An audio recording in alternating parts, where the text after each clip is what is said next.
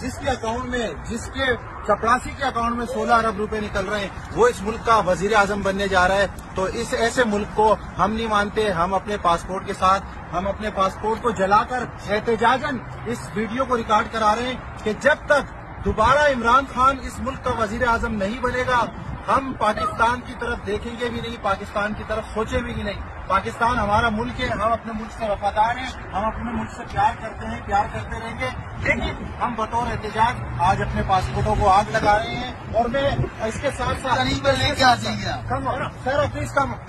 اس کے ساتھ ساتھ میں ایک بات اور آپ لوگوں کو بتاتا چلوں.